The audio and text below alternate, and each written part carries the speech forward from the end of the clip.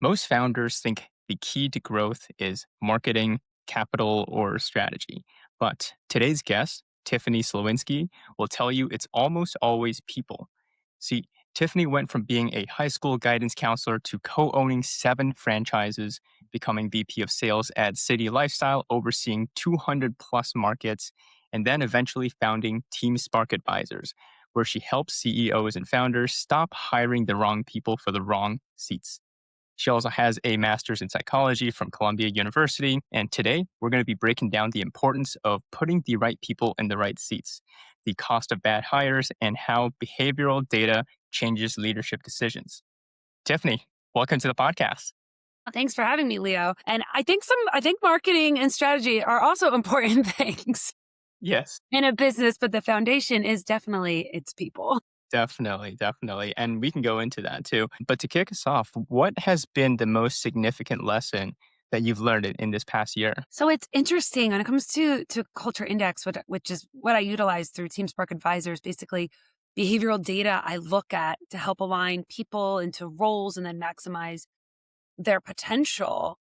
I'm on the client end too. And so as I'm growing my franchises, I've had a front seat look at everything. And I would say in the last year, part of my learning has been marrying what does the data tell me, but then also what is the ethos of a person? What is some of that X factor that we do have to look at the data? The data helps us. It gives us that competitive edge. It gives us what other things don't tell us, but then to not ignore some of the red flags that you see in people, because I was a little guilty of ignoring some of those. And Yeah. I've learned to really kind of combine those two together. So, how do you combine them together?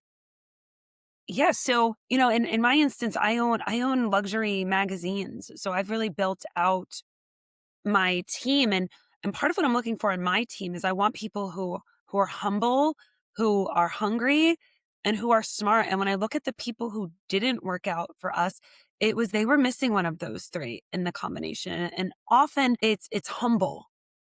And for our team, we need people who are humble because they got to be willing to learn.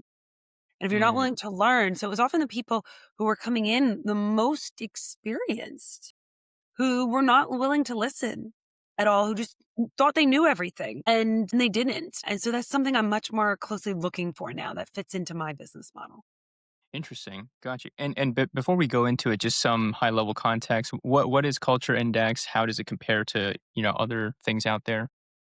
Yeah. So Culture Index is a survey that companies can use to look at 7 work related traits that exist in a person, who they are at their core. And I know a lot of people think it's hokey, it's not accurate, but it actually is incredibly accurate. And I've done it with you, Leo, in that our personalities are formed when we're children. It's nature and nurture combined together. Scientists will argue the percentage of which and how they interact. But really, our personalities are formed when we're kids. And then when we're adults, when we can align ourselves into roles where we get to behave as ourselves, that's where we're our best. When we're trying to pound a round peg into a square hole, that's where it's difficult. And so can I modify certain parts of myself? Sure. But it's not that easy for me to do. And it's rather stressful. And I'm never as good at being anybody but myself. Hmm. Got you. Okay, so I know for you, Tiffany, like you started off as a customer to Culture Index, and then you became a huge like proponent to it. So how did you get here today? What was your journey like up till now? Yeah. So as you mentioned in my bio earlier, I actually have a background in psychology. I was a guidance counselor for a number of years. So I always loved working with people and guiding them. And now I feel like I'm kind of like a guidance counselor for business owners, but only with this whole tool and an ability to do things that I never could do without the data set behind it. So I've always been somebody who understood people. What I never had was the data to back that up. And so my experience was I was in a sales leadership position where we were clients of the Culture Index. So I came in on the client side. And at first, sort of like, I don't understand why I have to learn this. I'm not in the recruiting department. And I went through a workshop. And by the end of it, my mind was blown in that I could see in data points what was working and what wasn't. And that those were things I couldn't pick up on people. Maybe certain things I knew about them, they were obvious, but there were a lot of things that were not so obvious. to me, and certainly things that I would have never known about somebody at a job interview. Mm. And looking at data points, I could see very clearly who was successful in their position and why. And now I had a tool I could use to help one, bring in better people because we could survey for it in advance. But two, for the people we already had, were there modifications we needed to make? Were there things we needed to change? Was there a way I needed to address them differently, lead them differently? For example, I'm a very low detail person. I'm like, give me the bullet points, cut to the chase. And so my communication style will often be like that. And what I often don't realize to this day, it's a struggle for me, is that I under communicate with certain people. And so I'm not giving them enough information to do their job. Yet I'm frustrated when they're not giving me the results that I want when I've really not explained it very well. And Yeah. now, thanks to tools like, Chat GPT, I will literally take what am I trying to say and help Chat GPT will help me map that out better for people who want and need more instruction. Because my go-to default will just be to like throw a simple line at you. Go make this newsletter. I do this all the time. People probably want to murder me who work for me. Go make a newsletter for next month. And then they come back and it doesn't have any of the things I wanted in it. And it's like, well, yeah, obviously. Yeah. So let me clarify a little bit more of what I'm looking for instead of just being disappointed in the results. Mm. Yeah, and I think like as entrepreneurs, like we come from the realm of like, okay, how do I make value in the world? Like, how do I make a transaction happen? That we don't really focus on like, okay, who is like, what is the components of the machine? Like, okay, this person in this seat, like, what kind of characteristics do I want him or her? Instead of just like, I think my default, I was definitely guilty of this. Is just like my test is like, would I enjoy having a beer with you? If the answer is yes, all right, we could probably work together. But there's like so much more to that, as you know. Well, and the beer test gets us in trouble a lot of times because we're attracted to people who are like ourselves.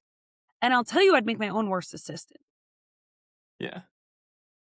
Yeah, definitely. And so how do you like build a role? Like when you're looking at it, I mean, I take it like you have a lot more components and like tools, and you probably have like a scientific method that you go into this. So if someone's like thinking about hiring a new role, like how do you think through like, okay, I want a hunter, I want so to speak.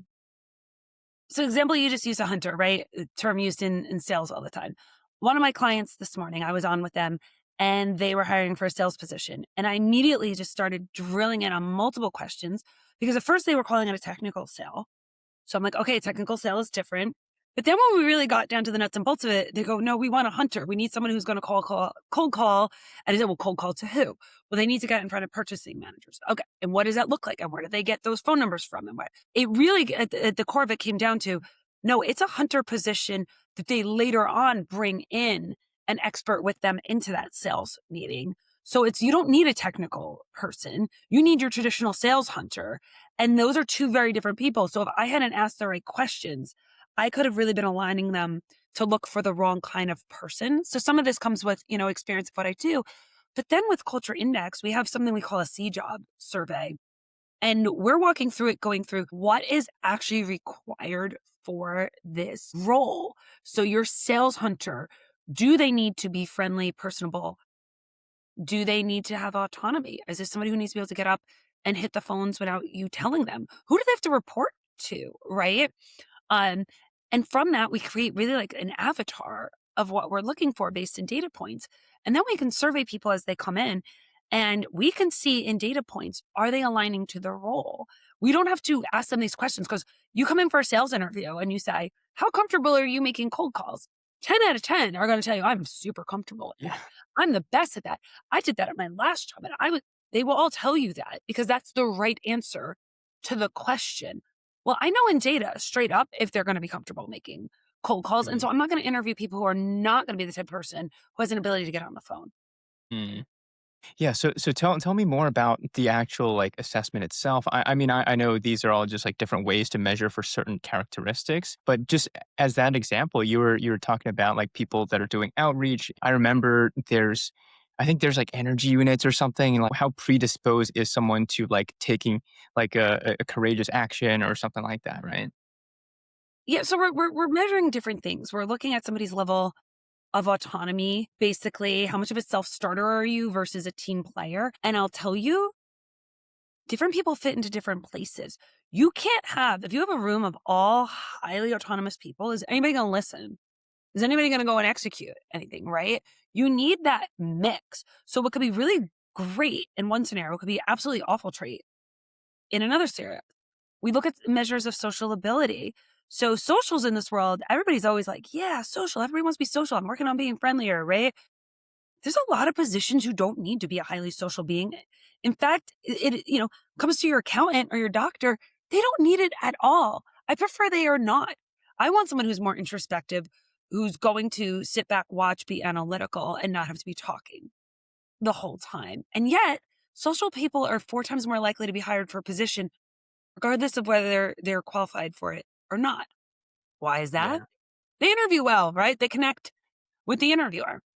We measure pace/patience. How patient is somebody? Can they do methodical things? Can they kind of stay in the now for longer periods of time? Do they have an intense focus? Fantastic in certain roles. Other people are more multitaskers. They like to jump from thing to thing. They can move a little quicker. That also has its place when you want someone who's driving growth and getting things done. And we look at level of detail. Our high detail people are always like, why would you want anybody who doesn't have high level of detail? Usually when I talk to them, they're utterly frustrated with anybody who does not have a high attention to detail. But, in our example earlier of a sales hunter, they actually don't need to be an incredibly detailed person. Details can slow people down in a sales process. You want someone who's a little bit more going to let it go, figure it out later, right? So these things can have their pluses and minuses. We look at a level of a measure of logic and also ingenuity. So all of these things combined and a ton of nuance, and I could never get into all of that in kind of this short conversation, is they play together. We are not the sum of any one piece of ourselves. And so we look at the measure of how much of something somebody has and where it falls in relation to their other traits. We come up with people who are very varied, but everyone has their place in this world when we find that right role for them. And it's so funny that you mentioned the person that interviews well because I've definitely seen many iterations of those across that they're just like personable people. They know how to say the right questions and stuff. So I think for me, like when I sort of interview candidates, I'm like, okay, let's have a two-way conversation. I don't want to throw questions at you. I want to see how you ask me questions and like how well you prepare and all these things. So, but with that being said, too, how gameable is call it the assessment of culture index? Can someone just know how to respond to it and like have the result that they want? I don't even know how to get the result that I want, and I've been doing this for a long time. That's kind of the beauty of it. Mm. There is a list of words to choose from, and unless you're some sort of expert into this, what will often happen is people come back with an avoidant response when they're trying to game it because the selections they make don't make sense together. So there are measures in there to look for that. And we Mm. will always revert to somebody's original survey because what will happen is somebody will get the results and then they do try to game it. Oh, I was really busy that day. I was tired, or let me take it again. And they're trying to get it towards the results that they want. We always revert back. Your most honest one is going to be the first time you've ever taken it. Yeah, that's fair. And I do remember when I took it, I mean, it only took 5 minutes. I mean, I was just baffled and like surprised at how comprehensive it was because like when you and I went over it, you went on and on and on. I was like, whoa, that took me 5 minutes. How did you get all that, right? Yeah. So this has been around for over 20 years, well beyond my pay grade to figure this out. So I don't know how the sausage gets made. All I know is that it works. But it is part of the beauty of it is it's very short and sweet. So transitioning into like how you apply it in your business, right? So you're saying like, the first test is usually the most accurate. How does that change over time? Does someone's like fundamental personality change or is it just like, hey, like they're that person, they either fit in this role or not? So we all modify our behaviors. An example I'll take, someone who's a low social. They might need to go to a conference or present, and they could, a lot of them can turn on the charm when they need to, but they will often talk about how when they're low social and they're at a conference, what do they do at the end of the day? They are right back in their hotel room. They are not hitting the hotel bar with all the socials, right? Because they need to recharge that battery. So we can all modify to an extent, but you've got to look at what amount of our time is spent in that modification. I own magazines. So one day a month, I go behind my editor and I edit all of my magazines, and I'm very good at it. I have a background in journalism. I can spot mistakes that other people don't spot, even though I'm not actually a high detail person. It's just a skill set that I've developed, and it's an interest I have. And I will say that's my worst day of the month every month. Can I do it? Yes. Can I do it well? Yes. I could do it one day a month. If I had to do that 40 hours a week, there would be a lot of mistakes in there because I couldn't modify myself for that long constantly. So some little level of modification, sure, we could present ourselves in different ways. Like I'm a low patience person. I still have to learn to practice my patience. I still have to slow myself down sometimes so that people can keep up with me. But when I'm acting my most like myself and I'm like on fire, like killing it, I'm going 1,000 miles an hour. And truthfully, for me, I'd rather surround myself with people who can keep up than for me to have to constantly modify myself too much the other direction. Hmm, that's fair.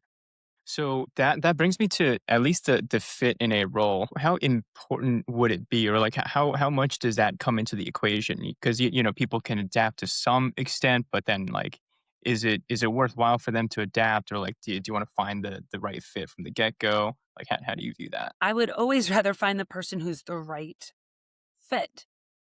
Like I said, I can edit very well and I could probably do pretty on any sort of editing test on grammar and stuff. I'm going to kill it and I could probably look like a really strong candidate. But that would be a really strong modification for me versus there are people who just naturally are high detailed. They see the mistakes other people don't see. You would be better off hiring them for that role than me Mm, because it's mhm. not going to create a large amount of stress for them. So when people start getting stressed out, one, they make more mistakes, right? They're not as and they're also more of a flight risk in the role. People can only modify themselves in extreme ways for so long before they're going to start looking elsewhere. Right.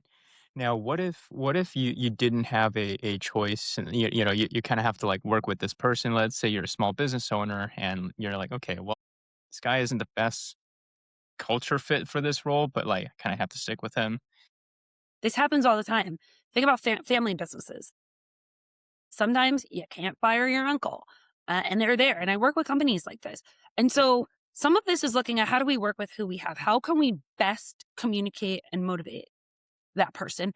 Are there pieces of the role that maybe don't make sense for them? So maybe there's a certain aspects of the role that could be given to somebody else, or maybe they need an administrative assistant or a VA to come in and help on certain things. So yes, there are ways that we can maximize our potential for working together. Absolutely. And especially talking small businesses, we often wear a lot of hats. And, as small business owner myself, I've worn many hats in my business over the years and I continue to shuffle hats. But I do look at we work with who we have, but then we also hire better. So this is what we've got so far, and this has gotten us to this point. But now as we're bringing in new people, we want them to be that fit. We don't want to have to keep struggling in those ways. Yeah, and I think it's interesting for you, Tiffany, because like you sort of came from the psychology world, like you kind of knew the importance of it initially. And so like how did you sort of like translate that into business? Like were you always like, okay, I need to get the right person in the right seat? Or did you have a moment where you're like, okay, like I need to reconfigure everyone here? No, I mean, I think if you talk to any business owner and you say, "Oh, what kind of issues are you having right now?" They always say people. Always. Everybody. I don't think I'm in a business that didn't have some sort of people problems. Because think about it, it's your biggest variable. It's a huge expense, right? Um, so I don't think I would have used the terms right people, right seats, because that wasn't something that was like, part of my language. But I will say, in my sales leadership background, I was often banging my head against the wall, just not figuring out why the things I was doing wasn't working. And I was really great at motivating our top people and getting them better. I was great at sales training and incentive programs, and I'm a great hype man, right? And those things really did help grow revenue. But when I really looked at it, I was taking our top people and making them stronger, and that's good. I mean, that is good for business. But I was doing nothing for the people on the bottom, no matter what I was doing. I still felt like constantly, like I'm just like pulling them along. And there was times I'm like, I feel like I care more about this than you do. And in fact, I did in a lot of instances. And so through understanding who they were fundamentally with Culture Index, I could adapt some of my leadership style and what I was doing with them to help them. But also I didn't need to bring in more people like that because that was sucking the resources from everybody. And just even from a human side, nobody likes to go to work and fail every day. You might think you want something, but then what you get is not the prize you thought. And these people know this. I can't tell you how many people at the time that I let them go were like in tears, basically telling me, thank you for the opportunity. And I want to keep in touch. And I'm like kind of letting you go right now. Like, I don't even know what's going on. But they felt it too. They knew it wasn't a fit for them. And sometimes it's releasing them to go do something else. And I've seen many of these people go on to be incredibly successful at something else that was a better fit. So, yes, change can be scary, but a lot of times you're not doing anybody any favors, keeping them in a role where they can't succeed and there's no growth for them because of that. Yeah, I think the firing portion is what no one really likes to talk about. Yeah, I mean, like people love hiring, creating new jobs and stuff. But yeah, I mean, I think there is a good part to that too, because you're enabling them to find a better fit elsewhere. And like people deserve to be happy and be fulfilled in what they do, right? Absolutely. So how do you I don't know, like based on what you know, like, do you have frameworks on, like, how to properly, like, I don't know, fire someone or, like, let go transition someone out that isn't maybe the best, like, cultural fit for especially the seed? I mean, I'm not HR. Not I wanna be careful not to kinda get into Yeah. anything that's not my expertise, and also I just wanna make it clear, my goal here is not to come in and fire everybody. In fact, it's the opposite. My first goal is always to see how can we work the best with who we have, because let's be honest, and particularly when you're talking small business, it's not so easy. It's not so easy just to come in and say, "Oh, great, everybody's wrong. Like, now what do I do?" Like, I can't just get rid of everybody here. So my goal is always towards how do we maximize the potential of everybody we have there while avoiding the headaches moving forward. Yeah, that makes sense. And so what do most entrepreneurs, business owners get wrong when it comes to hiring? Well, we only know what we know. I think almost like literally what you were talking about earlier. Well, I always think like, do I like this person? And the most likable person is not necessarily the best person for that particular role. And so I think one of the things I'll see a lot of times is a position, particularly in the early stages of a business, it's not very well defined. And so I had a business I was working with, and they had a role up that was for executive assistant slash business development.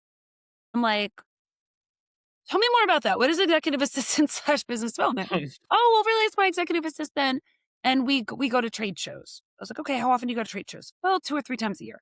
I'm like, you need to hire an executive assistant. That is what this person is spending 99% of their time doing. And you're actually confusing the role by adding the name business development to it because you're going to get salespeople there. And I'm going to tell you right now, anybody who's good at sales is going to be a lousy executive assistant. And anybody who's a good executive assistant is going to be pretty lousy at sales. So if you just need somebody who will stand at a trade show 2 or 3 times a year, collect names, business cards, hand out tchotchkes, do some follow-up calls, hire an executive assistant. They can modify themselves a couple times a year to do that. Or you could grab somebody else from the business to accompany you on these things. So I'd say in the beginning, it's really thinking about what is this role? What is it that we need? Yes, you might wear more than one hat, but there's going to be a dominant hat, and you've got to be hiring for what is the most important position there. I've made that mistake myself with overemphasizing something that's really a kind of a side piece of the role and not the main piece. Like, I run a small business. My sales directors, it's sales. And so they throw events and they do things for customers and they do all sorts of other things.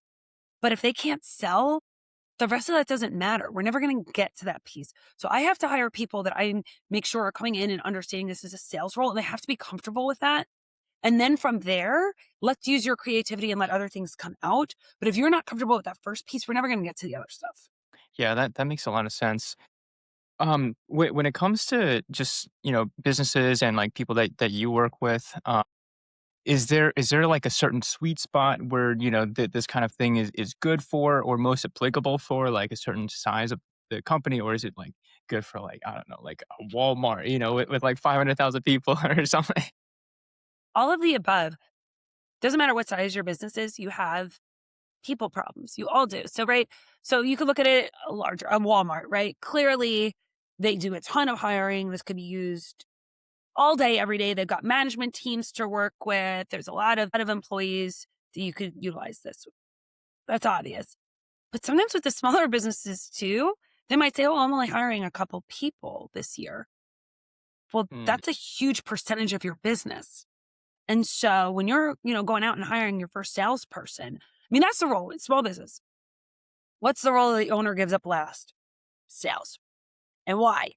They always think nobody can sell like the owner. This is my baby. I'm not giving it up. And also, they typically don't have success with it. A salesperson is very difficult to hire. And so they'll bring in a salesperson. They don't hit their numbers. It was a very expensive experiment. And lo and behold, the owner still can't get out of that seat. So that's a very important role in a small business. So really, this is applicable across business sizes. mm, makes sense. Speaking of that too, like as far as the components of a good or like a good hire, right? I mean, yes, like the cultural fit is one of them. Maybe another is like their actual skills that they bring to the table. Another is like their career kind of vision, where they want to go. Like, I don't know, do you have like, categories that you sort of keep in the back of your mind when you're like talking to people?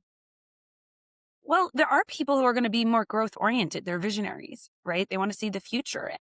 Sometimes you have to start in a more entry level position, but if you've got somebody on your hands with that pattern, they're more visionary, they want to potentially be in leadership or to do other things, you can paint that picture for them. Hey, I can't just hire you for leadership. You've got no experience here, but I see that you have what it takes. Let's bring you in here. That could look like this step, this step, this step to get there. And you paint that picture that, hey, you might have to be kind of in the trenches doing some of those things that don't come as natural to you, but there's a goal in sight. And that's how you keep them interested instead of them thinking, well, I'm going to have to go job hop to move my way up.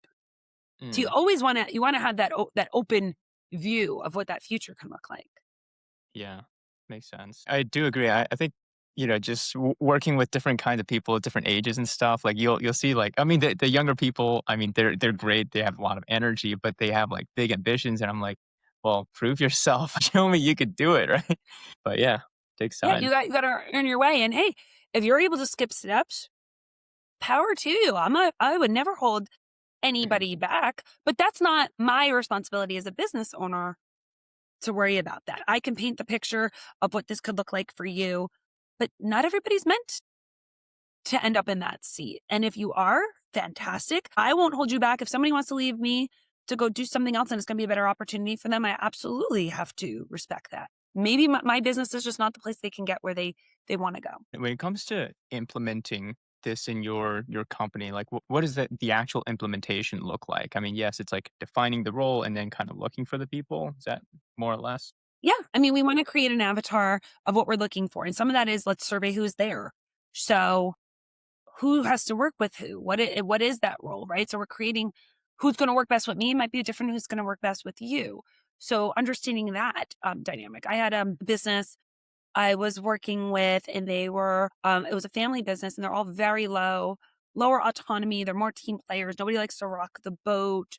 And so when they were bringing in an outside person, I was like, we have to be careful. And the first person they brought in was very high autonomy, like real kind of take the bull by the horn, take charge, direct. And I was like, this is going to be too much. And it wound up being too much for them because they were not used to that at all. So even though that person on paper does look like someone who would do well in that role, it was too much of a culture shock to what had been established there, which was much more of a team orientation. So there's not one right answer of like, this role is always this type of person. You have to look at the company and the dynamics of what's there. Yeah, I gotcha. So, in terms of let's say your journey as an example, Tiffany. So, like when you started using this, when you started implementing this, was there like a big like before and after where you're like, whoa, this thing is like a game changer? I mean, almost immediately. It didn't take long for me to immediately see it. It was so clear to me that I was pegged exactly right. I was like, this thing has me. My husband was identical, right? So I wasn't one of those people who was a long convert over. I immediately got into it and I started using it like the next day. I'm like pulling out my workbook, and I became obsessed with understanding everybody on my team, everybody I was working with, which is probably why I eventually because I'm a licensee with the Culture Index, so that's what I used through Team Spark, and that's why I did it. Was I was kind of thinking of next steps for myself, and part of my own Culture Index told me, like, I'm not meant to work for other people. I need to be in charge. Like, I am not, and it's in some ways a weakness of mine, right? I don't take Mhm. direction well. I don't like it. I get insulted. It is very Yeah. demotivating to me to have somebody giving me a lot of instruction. Mhm. I do my best when you give me enough freedom to just go out there and I'll figure it out and I'll take full ownership and I will work all night. I probably work more hours than most humans when it's on my terms and it's what I want Mm. to do. So there was no real like aha moment other than I was kind of thinking on, what I wanted to do. And my husband says to me, all you talk about is culture index all the time. Go start a culture index business. And I'm like, huh. I didn't really think of that one, right? He's like, you're obsessed with this. And he goes, and it's the only idea that you keep coming back to over and over and over. You keep talking about this. It's all you want to talk about. Hmm. So really, for me, this came from a passion for it. Yeah. Yeah, yeah. Very cool. And I know you've worked with, like, a lot of different, like, business owners, like, big and small and stuff, like, I don't know, like, do you have can you quantify some sort of, like, ROI from it? Like, business owners, they're always like, "Okay, like, what's the return?" Like, how do you measure it? What's an employee worth to you? What's the position? So think of it this way. How do you get ROI? Person. Use them as an example. What's their base pay? What do they typically make in their bonuses? $85,000 a year position. I don't know. Depends on your business what that pays. 100,000, 200,000. What did it cost to onboard them? What does it cost to hire somebody? What does it cost to train them? Okay, so you're getting to the base of some numbers there, right? Mhm. And if they don't work out in 6 months, but now where do you really see the ROI? Even beyond the cost of their Mm. actual salary and all that. What does your top salesperson produce for your company versus this person? That's where those numbers. I've sat down with clients and they're like, our top salesperson is producing $3 million a year more than our bottom salesperson. So Wow. ROI, getting a top salesperson could be worth $3 million a year to your Mm. business. I'm going to tell you those fees far, 100,000, like Yeah. far exceed any investment. Yeah, I've heard it being said that an A player might cost 20% more than a B player, but they'll give probably like 100% more in terms of the results. So what are I don't know, like are there any other numbers that you keep in mind? Because like one thing I'm learning, just like talking to a lot of business people, is that they have like certain metrics that they keep in mind. And it's not like the obvious ones like, oh, revenue, expenses. It's like, okay, how much does it cost to onboard someone? How long is the churn? Like if this guy stays for 3 months, like what are things that you keep in mind? Yeah, well, it depends on the company. So I go through that with them when we start working together. Literally, and it's really funny because they often don't realize how much it costs to onboard Mm. somebody until they start. It's always somebody in HR who's like, well, actually, what's the health insurance? We give everybody a new computer, the training, the fact that a supervisor has to do XYZ with them for a certain amount of time. Also look at what's your turnover. So what's the odds Mm. that somebody's going to come into this role and stay there? Completely variable by business and role.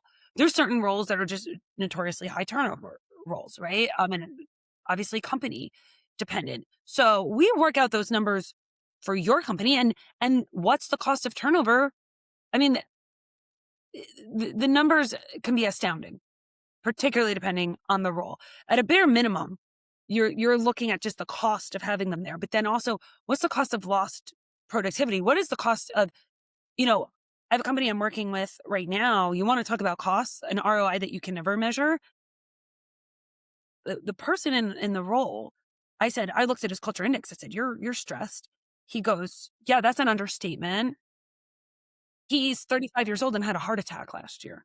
Gosh, that's And great. the person working with him is not pulling their weight, is not able to do what he needs. And this person is such a perfectionist that he's just going in and basically doing two people's jobs right now, to the fact that every time we had a break, the first thing he had to do was immediately pull out his computer and do work in the 15-minute breaks we had because the other person could not do anything. And it just got to a point. Is it worth you dying to try to train this other guy that's been there now for 2 years and it has not turned it around? And that was the first thing we discovered that day. Like, they knew they had to get rid of that person and hire somebody new. But when we start putting it in like perspective of like, this man is 35 with a pacemaker. That's crazy. ROI? What's the ROI in his life? His Yeah. life. by not having the right person in there with him. Let's be honest too. He's got to be a flight risk at some point. Nobody can live Mhm. with that level of stress forever. Yeah, for sure, for sure. What are other like hard questions but important questions to people like to ask themselves? Hard questions they want to ask themselves. I don't know. I mean, if you my program is made by visionaries for visionaries. So it is for people who understand the growth, the future.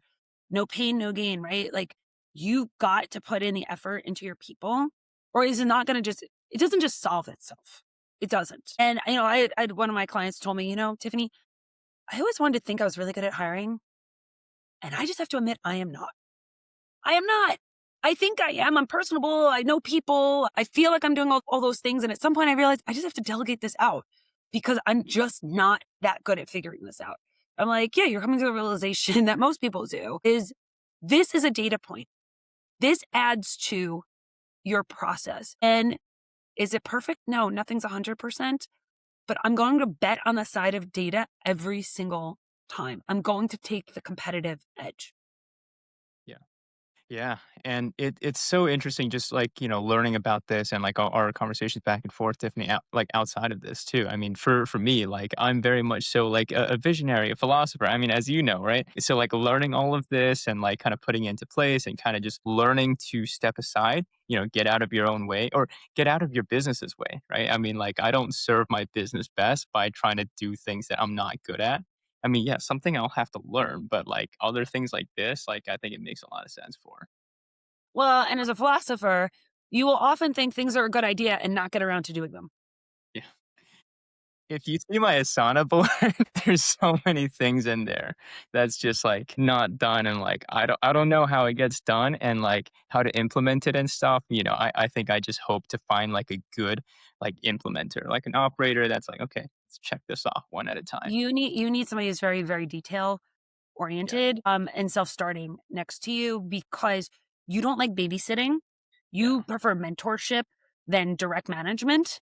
And so for you, if you've got somebody and you've got to give them every step of the way, you'll just forget that they exist and forget to even tell them what to do. And it'll be a frustrating situation for you. But for you, especially with your profile, you need somebody very detail oriented by your side.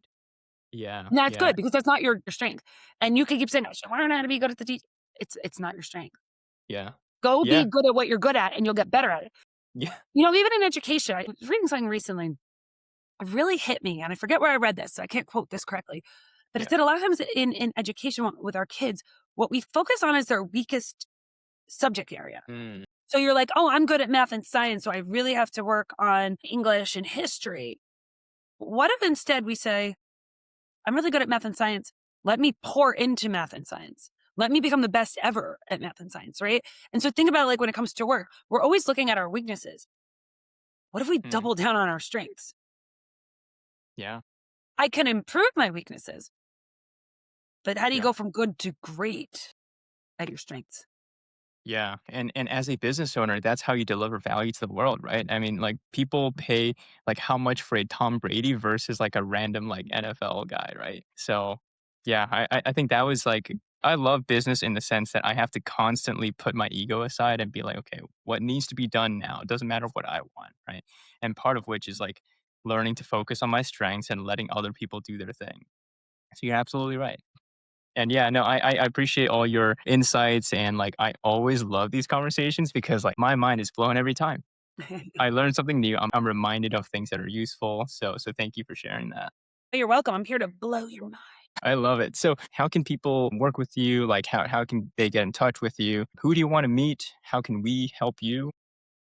I'm looking to meet any CEO, business owner that wants to get the right people in the right seats, that cares about the future of the company, that is growing, that wants to get this in alignment. Best way to connect with me, honestly, is on LinkedIn, Tiffany Slawinski. You could also look me up at teamsparkadvisors.com. And I'm happy, just shoot me an email, message me. I'm happy to talk to anybody. Perfect. Well, thank you for your wisdom, Tiffany, and appreciate you coming on. Thanks, Leo.